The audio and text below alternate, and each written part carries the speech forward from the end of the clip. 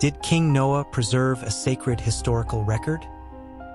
Zeniff's record covers 78 years of history, flashing back to about 200 BC, to the beginning of the migration and the resettlement of Lehi-Nephi. The first part, Mosiah 9-10, is written by Zeniff in first person, after which Mormon apparently takes over as narrator. A puzzle remains as to who kept the record following Zeniff's death, since his son and successor, Noah, is said to have been unrighteous.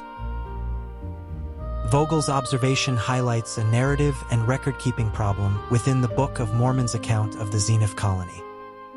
The difficulty is not that records continued, but that the text never clearly identifies the custodian who preserved and transmitted them through this period.